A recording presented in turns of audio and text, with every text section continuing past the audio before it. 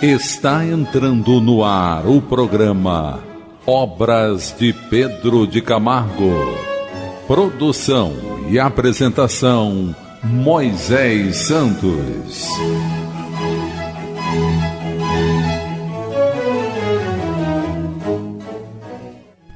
Caríssimos ouvintes da Rádio Rio de Janeiro, eu sou Moisés Santos e este é o programa Obras de Pedro de Camargo. Você permanece conectado à Rádio Rio de Janeiro, meu caro ouvinte, à Rádio da Fraternidade e também ao seu Evangelho, porque é muito importante todos os dias nós estudarmos, refletirmos, entrarmos em contato com os ensinamentos de Jesus através de seu Evangelho. É uma fonte de nutrição para os nossos corações, para o fortalecimento das nossas almas e aquisição das concepções que vão nos qualificar para distinguir o bem do mal, o certo do errado e despertar a consciência para esses valores, servindo, renunciando, amparando, sendo útil dentro do campo de ação em que vivemos, na convivência familiar, na sociedade, nas atividades profissionais, de forma que possamos refletir o amor de Jesus. E para nos ajudar, nós temos essa obra, a obra Em Torno do Mestre, do autor Pedro de Camargo, da editora da Federação Espírita Brasileira. Então esse grande arauto do Evangelho vem nos proporcionar ensinamentos e, carinhosamente, estabelecemos a comparação com as bases kardecianas no Livro dos Espíritos, no Evangelho segundo o Espiritismo, no Livro dos Médiuns, o Céu e o Inferno e a Gênese. E todos os títulos dessa obra, de alguma maneira, nos reportam a esses ensinamentos. Hoje vamos estudar o capítulo Inteireza do Cristianismo, ou seja, a sua condição verdadeira, a sua essência, a essência do cristianismo. Ele começa dizendo que o cristianismo é a verdadeira escola positiva. É escola, meu caro ouvinte, porque nos ensina. É positiva porque nos coloca em ação dentro das possibilidades de cada um de nós no alcance desse entendimento. Nos ensinos de Jesus, não há lugar para doutrinas acomodatícias, ou seja, pensamentos facilitadores, distinção entre pessoas, aquisição que se adquire através de alguma barganha, senão pela própria condição de determinação, esforço e trabalho, pelo mérito de cada um de nós. O alvo visado pelo Mestre Divino é uno e bem definido. Jesus jamais ensinou fragmentos da doutrina. Sua escola, nele mesmo personificada, é uma obra completa, uniforme, perfeita. Então é assim, meu caro ouvinte, Jesus é o próprio Evangelho, é a própria verdade. Vamos buscar as diretrizes libertadoras na doutrina espírita. Diretrizes libertadoras.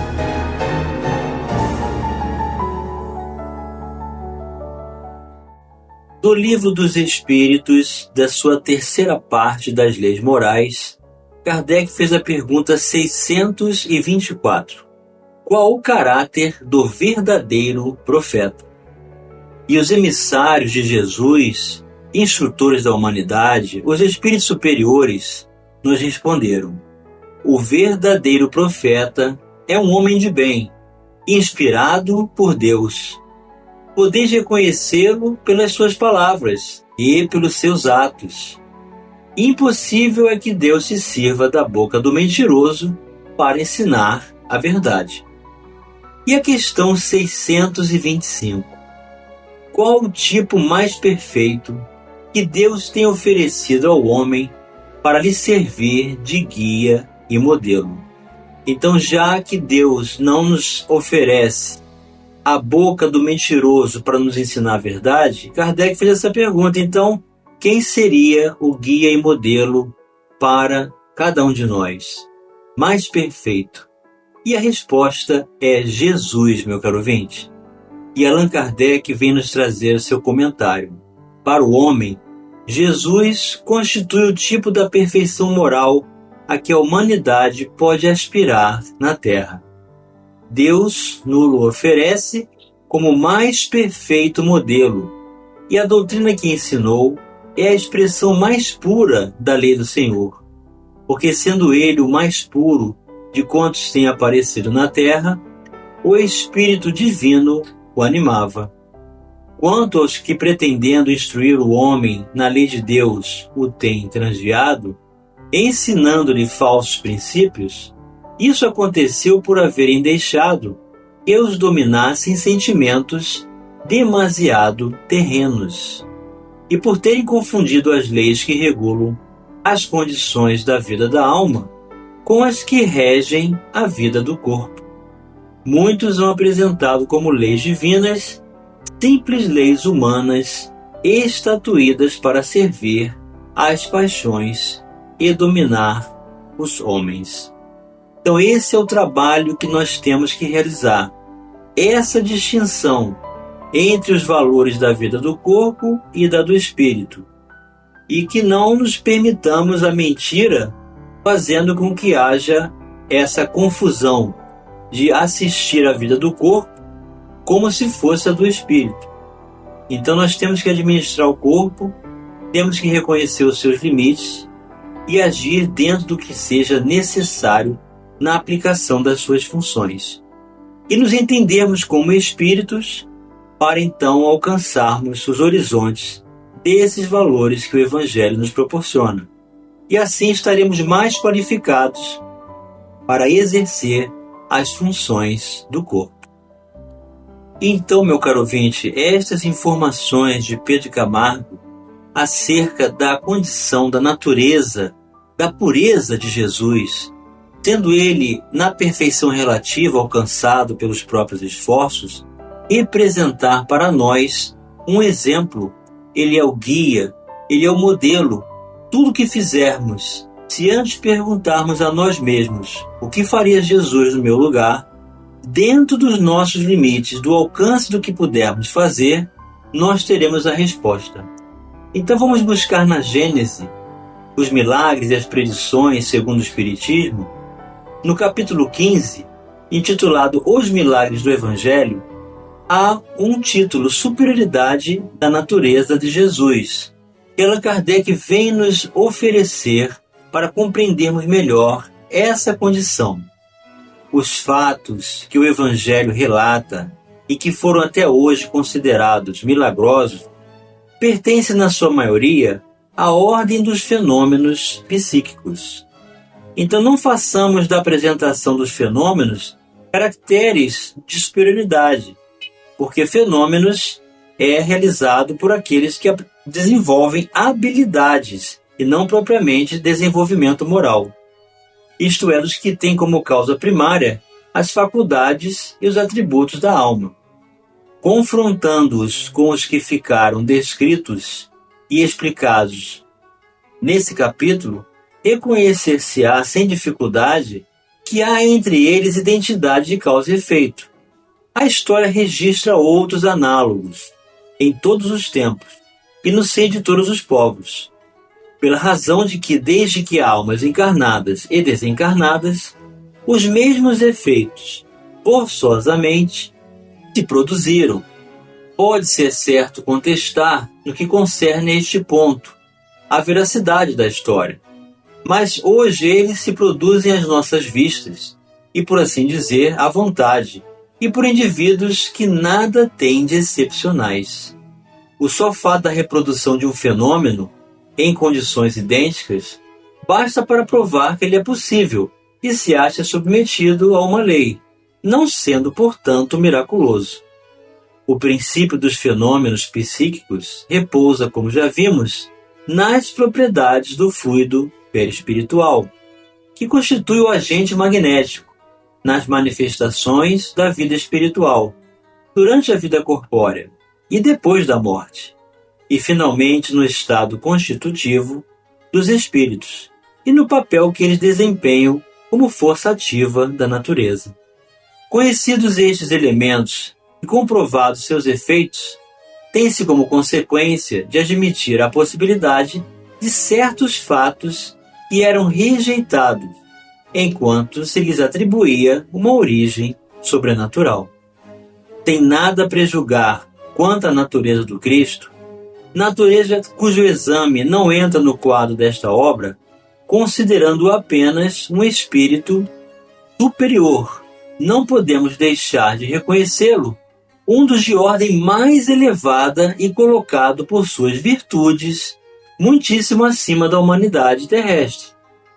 Pelos imensos resultados que produziu a sua encarnação neste mundo, forçosamente há de ter sido uma dessas missões que a divindade somente a seus mensageiros diretos confia, para cumprimento de seus desígnios. Mesmo sem supor que ele fosse o próprio Deus, mas unicamente um enviado de Deus para transmitir sua palavra aos homens, seria mais do que um profeta, porquanto seria um Messias divino.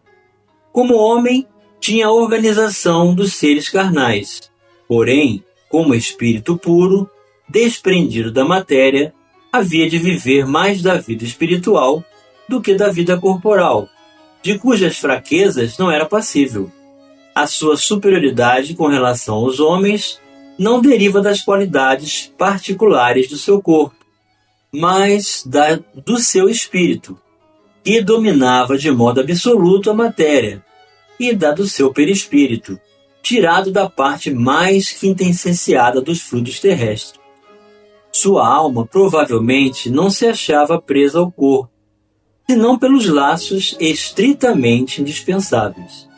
Constantemente desprendida, ela de certo lhe dava dupla vista, não só permanente, como de excepcional penetração e superior de muito a que de ordinário possuem os homens comuns. Que espírito ao demais ousaria insuflar-lhe seus próprios pensamentos e encarregá-lo de os transmitir? Se algum influxo estranho recebia, esse só de Deus lhe poderia vir. Segundo definição dada por um espírito, ele era médium de Deus. Vamos continuar refletindo sobre a inteireza do cristianismo já no próximo bloco. Participe do programa Obras de Pedro de Camargo enviando sua mensagem, dúvida ou sugestão pelo e-mail opg@radioriodejaneiro.am.br ou pelo WhatsApp da Rádio Rio de Janeiro 984867633 aos cuidados de Moisés Santos. Voltamos a apresentar o programa Obras de Pedro de Camargo. Produção e apresentação Moisés Santos. Caríssimos ouvintes da Rádio Rio de Janeiro, voltamos agora para o segundo bloco do nosso programa de hoje, em que estamos dando continuidade às reflexões acerca do Evangelho de Jesus, no capítulo Inteireza do Cristianismo, ou seja, sua veracidade, sua positividade, sua fonte de recurso inesgotável de amor, que através do Evangelho de Jesus vem nos dar sentido para viver, vem nos preencher os vazios mais íntimos que atravessamos nas jornadas diante de tantas adversidades que encontramos. Fortaleza moral para distinguir o bem do mal, adquirir convicção e recursos naturais para vivermos com alegria cristã, com satisfação de servir. Então, o Evangelho nos fornece uma crença verdadeira, lúcida e transparente, E Pedro de Camargo vem dizer que a meia crença divide a humanidade, gerando intolerância, dissídios e cismas. A crença integral é magnânima, é liberal, une e congraça os corações, fazendo a humanidade uma família.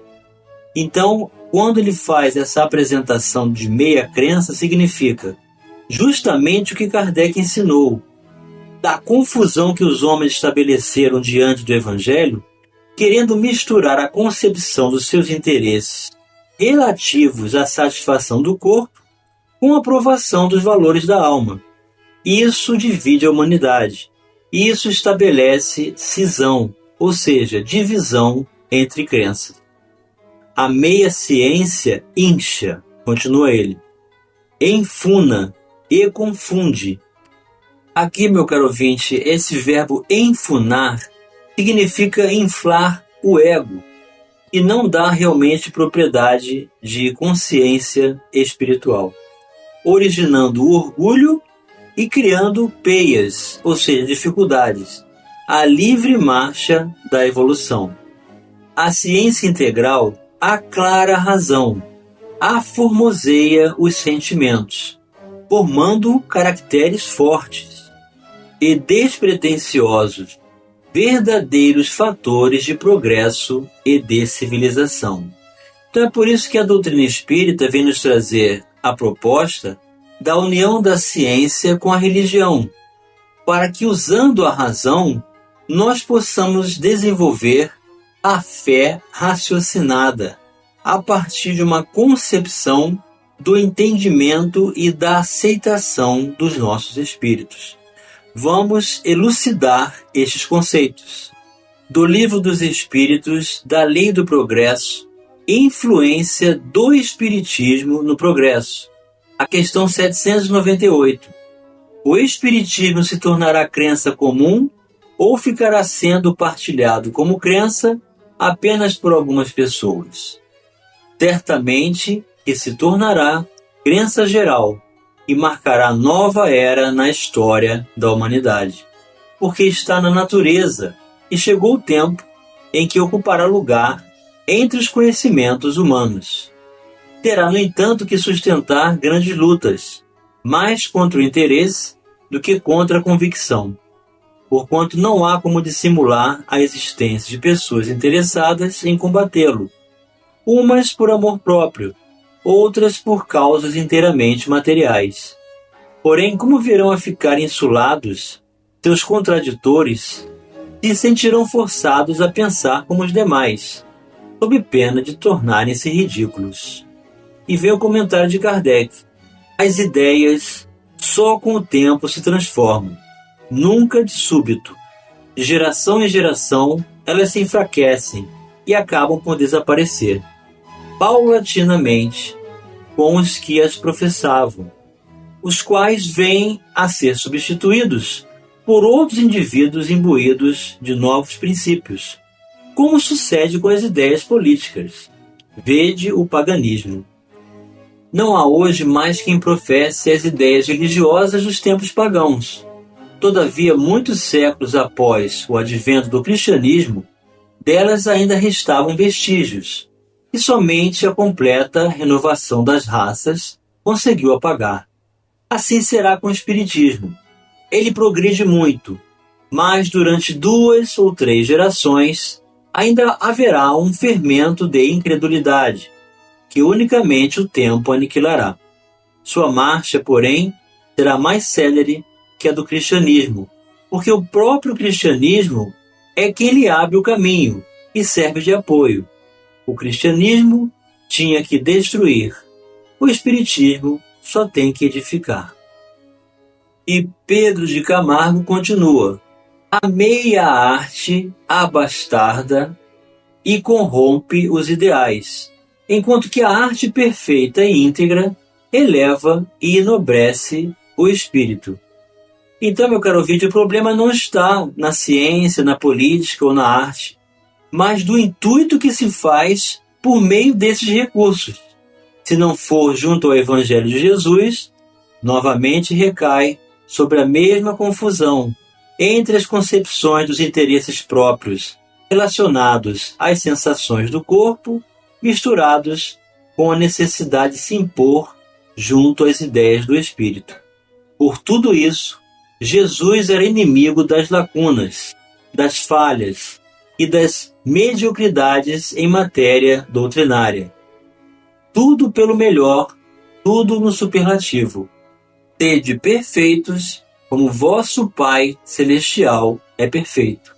Tal o seu programa religioso, tal a divisa inscrita no lábaro do cristianismo.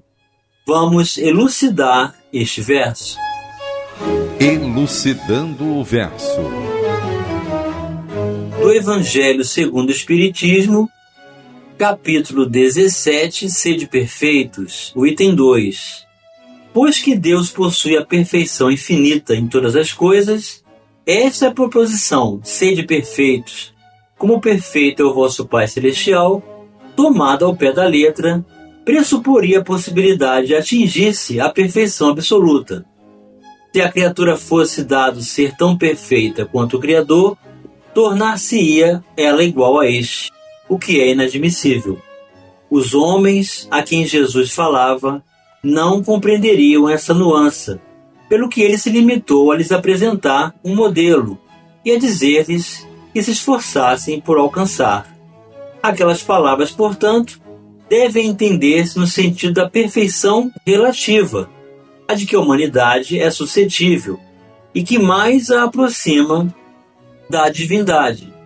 Em que consiste essa perfeição? Jesus o diz: em amarmos os nossos inimigos, em fazermos o bem aos que nos odeiam, em orarmos pelos que nos perseguem. Mostra ele desse modo que a essência da perfeição é a caridade na sua mais ampla acepção, porque implica a prática de todas as outras virtudes. Com efeito, se observam os resultados de todos os vícios e mesmo dos simples defeitos, reconhecer-se-á nenhum haver que não altere mais ou menos o sentimento da caridade, porque todos têm seu princípio no egoísmo e no orgulho, que lhes são a negação. E isso porque tudo que sobrecita o sentimento da personalidade destrói, ou pelo menos enfraquece, os elementos da verdadeira caridade, que são a benevolência, a indulgência, a abnegação e o devotamento. Não podendo o amor do próximo, levado até o amor dos inimigos, aliar-se a nenhum defeito contrário à caridade, aquele amor é sempre, portanto, indício de maior ou de menor superioridade moral, de onde decorre que o grau da perfeição está na razão direta da sua extensão.